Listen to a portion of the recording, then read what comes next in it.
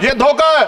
हमें इस बात की तकलीफ है कि विनेश जो है देश का नाम गौरवान्वित करती, इस देश का नाम बढ़ाती, लेकिन आज जो है अपमान का सामना करना पड़ रहा है। जब हमारे हितों की बात होगी हम जो है समझौता कर सकते हैं, लेकिन जब देश के हितों की बात होगी, बाबा साहब अम्बेडकर ने कहा था हम प्रथम और अंत्य भारतीय हैं। जब देश हितों की बात होगी, महिला हितों की बात होगी, महिला सम्मान की बात होगी, हर हम कीमत चुका देंगे। सरकार के मंत्री ने क्या कहा कि हमने इतने पैसे दिए, एहसान किया क्या? खैरात दी क्या आपने कोई? खत्म कर रहा हूं सर, खैरात दी क्या आपने कोई? इससे ज्यादा पैसे हम आपको दे देंगे, लेकिन आपको चाहिए था कि इस मामले को संभालते और देश का सम्मान बढ़ाते। आपने लापरवाही बरती, इसका खामियाजा हमें भुगतना पड़ा।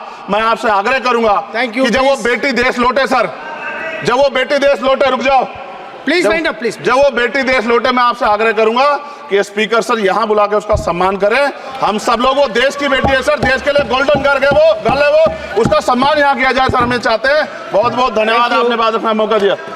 महिला विरोधी चुप रहे। थैंक यू कोई महिला विरोधी नहीं बोलेगा बीच में। श्री विशाल पटेल प्लीज। जब उसको डिस्क्वालीफाई किया गया, विनेश या नहीं, लेकिन ऐसा लगा जैसे हमें चाकू घुसेड़ दिया गया।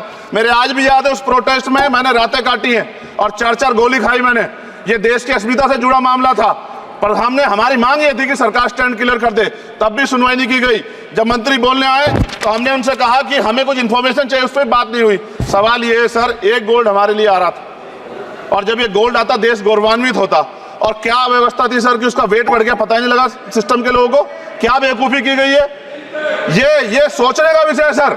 ये बहुत महत्वपूर्ण, देश की बेटी का मामला है। ये हरियाणा की बेटी नहीं है सर, वो एक जात की बेटी नहीं है, वो हमारी बहन है, देश की बेटी है। और आपने क्या किया हरियाणा के साथ? आपने हरियाणा का बजट कम किया, जबकि सबसे ज्यादा मेडल हरियाणा लेके आता है। ये गलत है सर। श्री चंद्रशेखर प्लीज। धन्यवाद सभापति महोदय, आपने मुझे वित्तीय विधेयक पर बोलने का मौका दिया। किसान मजदूर रात में थक के सो जाते हैं, सपने में देखते हैं कि जीवन बदल रहा है, गरीबी खत्म हो रही है। सुबह जब आँख खुलती है तो लगता है वापस झुका तू है। ऐसा ही इस बार का बजट गरीबों के लिए था। महोदय, मैं अपने क्षेत्र से शुरुआत करूंगा। मेरा क्षेत्र नगीना बाढ़ प्रभावित है, कोई चर्चा नहीं हुई। किसान आम आदमी परेशान है, कोई चर्चा नहीं हुई। गन्ना मिल समय पर पैसा नहीं देती है। गुलदार ने 30 लोगों की जान एक साल में ली है पिछले, कोई फर्क नहीं पड़ता अमीरों को। उद्योग धंधे लगाने कोई बात नहीं हुई। मेडिकल कॉलेज और एम्स के निर्माण की कोई बात नहीं हुई। ग्रामीण क्षेत्रों में खेलों को बढ़ावा देना, स्पोर्ट कॉलेज की कोई बात नहीं हुई। महोदय, देश में भूमि सुधार किया जाए, लाखों बीघा जमीन जो है भूमाफिया ने कब्जाई हुई है, भूमिहीन लोगों को भूमि दी जाए, बिजली के दाम में कटौती की जाए, गरीबों को कम दाम पे जो है बिजली उपलब्ध कराई जाए, ठेकेदारी प्रथा, संविदा, लेटर एंट्री खत्म की जाए, पक्की नौकरी दी जाए। निजीकरण की वजह से सरकारी नौकरियां लगभग खत्म हो गई हैं। मेरी मांग है, और मैंने निजी विधेयक भी पेश किया था, कि निजी क्षेत्रों में SC ST की OBC के लोगों को आरक्षण की व्यवस्था कराई जाए और पुरानी पेंशन बहाल की जाए। लोगों के पास एक तरफ सरकारी योजना चलाकर प्रधानमंत्री आवास योजना जो है उसके नाम पर मकान दिए जाने की बात होती है, वहीं दूसरी तरफ लखनऊ के अकबर नगर को तोड़ दिया जाता है। नवी मुंबई में के खार घर में Patil is not Shankar. No, this is the caste. उसकी जार This is caste man, Chandrasekhar. No, this Patil. Mic नहीं है सर, बंद कर रहे हो सर? This is independent. आ गया। धन्यवाद। हमारे लोग सर आर्थिक रूप से बड़े कमजोर हैं और 2 अप्रैल 2018 के मुकदमों के लिए कई बार सरकार से बात हुई, वापस नहीं हुई। उनको वापस कराया जाए। भीमा को वकीलों को बहुत पैसे लगते हैं सर। भीमा कोरे गांव में 3000 लोगों पे मुकदमे हुए थे महाराष्ट्र में, वो वापस नहीं हुए। पुणे में दीक्षा भूमि जो हमारा गौरव है, उसका वहाँ पार्किंग बना के उसको अपमानित किया जा रहा है, इसको बंद कराया जाए। पेट्रोल पंप के जो डीलर्स मार्जिन है वो 2017 से नहीं बढ़ा सर, इसका असर ग्राहकों पे पड़ता है। इसका असर जो है पेट्रोल पंप के नेटवर्क सुचारू रूप से चलाने पे पड़ता है। डीजल मार्जिन की बढ़ोतरी ना होने से हजारों कर्मचारी, लाखों कर्मचारी जो वहाँ काम करते हैं, उनके जीवन पर असर पड़ रहा है। सहारा का में 10 करोड़ जमाकर्ता का लाखों करोड़ों रुपए जमा है। कंपनी बंद हो जाने के कारण 10 लाख से ज्यादा एजेंट बेरोजगार हो रहे हैं, नौकरी कहीं है नहीं। भुगतान ना होने के कारण जमाकर्ताओं के द्वारा एजेंट पर जबरदस्ती भुगतान कराने का दबाव बनाया जा रहा है, जिसके कारण 5000 से ज्यादा एजेंटों ने आत्महत्या कर ली है। सभापति महोदय, उत्तर प्रदेश देश का सबसे बड़ा सूबा है, उसको इस बजट में कुछ नहीं मिला और बहुत सारे मेंबर, 80 के लगभग हम मेंबर जो है उत्तर प्रदेश जीत के आए।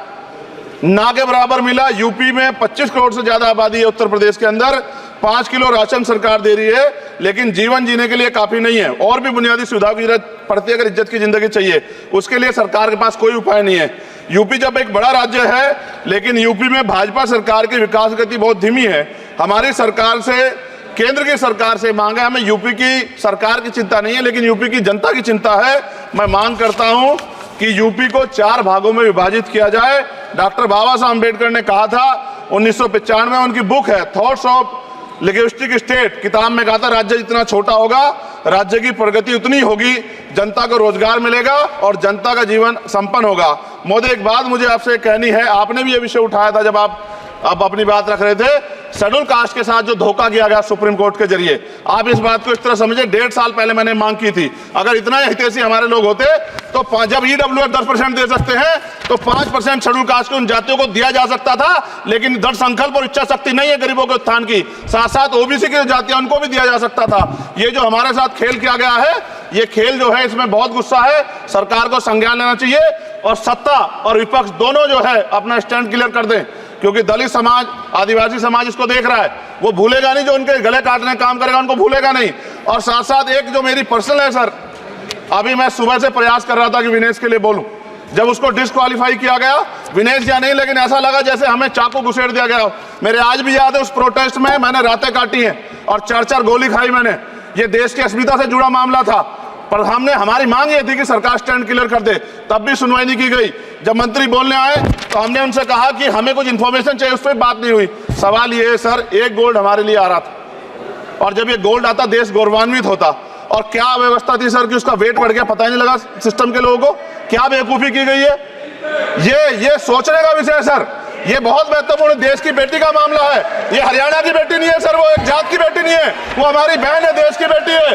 और आपने क्या किया हरियाणा के साथ? आपने हरियाणा का बजट कम किया, जबकि सबसे ज्यादा मेडल हरियाणा लेके आता है। ये गलत है सर, ये धोखा है। हमें इस बात की तकलीफ है कि विनेश जो है देश का नाम गौरवान्वित करती, इस देश का नाम बढ़ाती, लेकिन आज जो है अपमान का सामना करना पड़ रहा है। जब हमारे हितों की बात होगी, हम जो है समझौता कर सकते हैं, लेकिन जब देश के हितों की बात होगी, बाबा साहब अम्बेडकर ने कहा था हम प्रथम और अंत्य भारतीय हैं। जब देश हितों की बात होगी, महिला हितों की बात होगी, महिला सम्मान की बात होगी, हर हम कीमत चुका देंगे। सरकार के मंत्री ने क्या कहा कि हमने इतने पैसे दिए, एहसान किया क्या?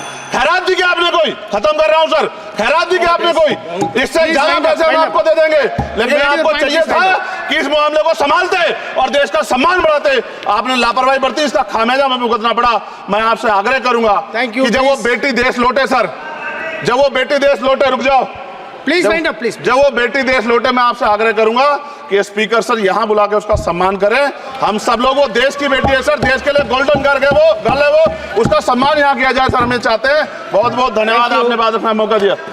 महिला विरोधी चुप रहे। थैंक यू, कोई महिला विरोधी नहीं बोलेगा बीच में। श्री विशाल पटेल, प्लीज।